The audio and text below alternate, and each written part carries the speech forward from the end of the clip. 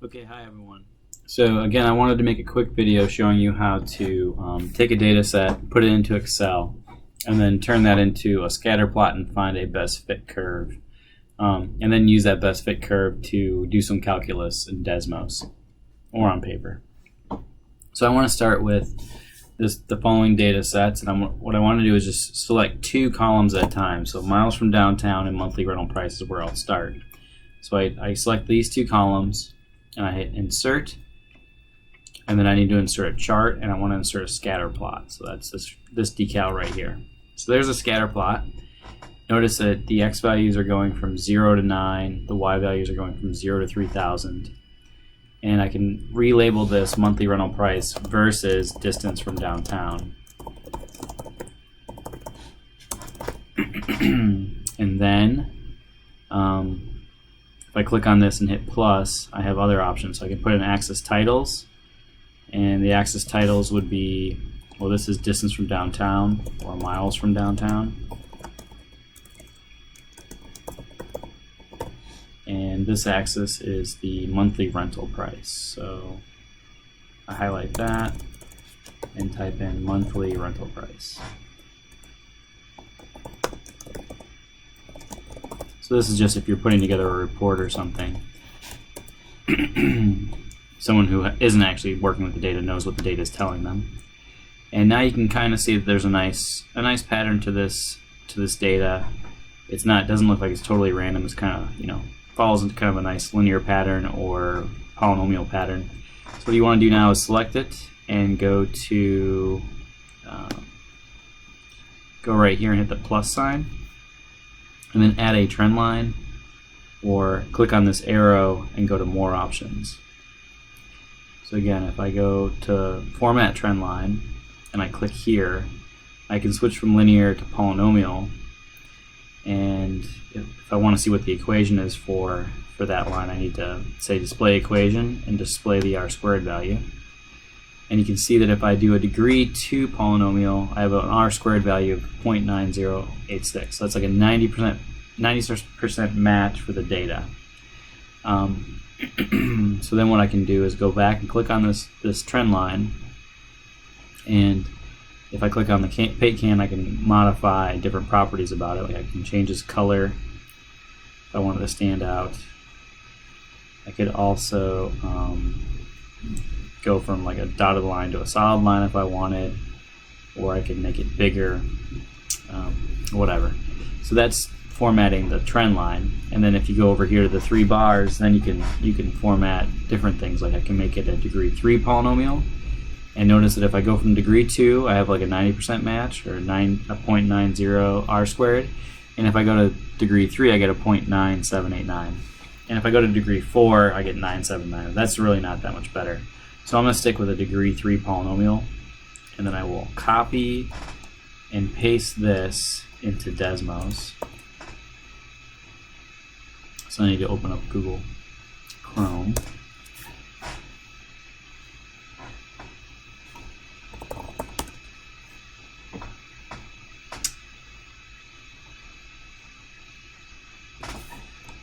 Okay, and so I paste that in, and then the important thing to note is that when you paste it from Excel, Desmos won't recognize that x cubed. You gotta move those exponents up. So just delete the 3 and then hit the caret button to make it a superscript and plug in 3 there. And then same thing for the 2. Okay, so this is your equation now. And this is going to be my rental equation. And again, the window is not zoomed in very well. So what I want to do is go back and look at Excel and figure out what Excel picked for its domain and range of the window. And you can see it's 0 to 3,000 in the y direction, 0 to 9 in the x direction. So I'm going to copy that in Desmos. So I go to here and I say, okay, y or x should go from 0 to, let's say, 10, or maybe even 11, 12, I don't know, 12. And then y can go from 0 to 3,000 was what Excel was using. And so that looks pretty good. Maybe I'll zoom out just a little bit. Okay, so there's the picture of the rental prices as a function from distance from downtown. And then I can go back to Excel, and I could either, you can copy and paste this figure now and import it into a Word file if you're going to be making a written report.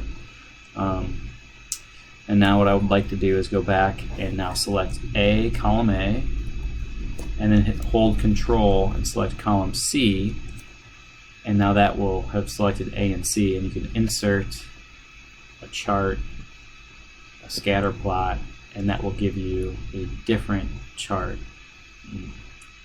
That's weird. Let me try that again. I think it's because I'll hit C or A and hit Control and then C, and now I think it should insert a scatter plot just like the other one. Yeah, okay.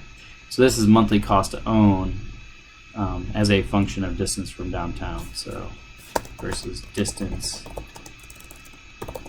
from downtown.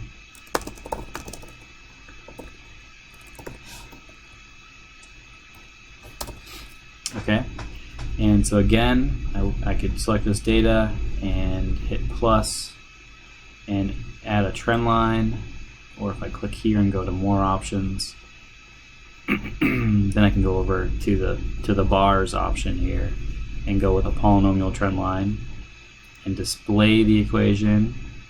And sorry, my recording software is getting in the way. And display the r². And now that tells me that I have a 0.89 for my r². I have a quadratic for the equation. That looks pretty good for a curve fit, but I bet I can do better if I do degree 3. So I'm going to go back and select the line and hit degree 3, and now I'm up to 0.931. I could go up more, but it's really not getting that much better. So I'm going to stick with just degree 3 for now, because that's 0.93 is pretty good. You're within 1/100th of the optimal answer you can find as far as going up to degree 6 or something. So I'm going to stick with this as my equation. I'm going to copy that equation down and paste it into Desmos. And again, I need to make the 3 a superscript and the 2 a superscript. What's wrong with the 2 there? And that should be my equation now. And this will be my cost. And then again, profit is revenue minus cost. The money you bring in minus the money you have to expend. And so it looks like the maximum occurs here at 4.42. The maximum profit would be $332.23 per month per unit. And again, because the derivative is 0 here at that point, pretty much anywhere in this range is going to be a good place to look for an apartment to rent, because even if the slope is basically 0, so if I have to scroll over here to like 3 miles away from downtown, it's still over $300 profit. So you're only making an extra $30 by finding the exact optimal mileage from downtown. So anywhere in here might be a good fit. And of course, this all came from data anyway, so there was a lot of rounding anyway. So I would say anywhere in here would be a good range.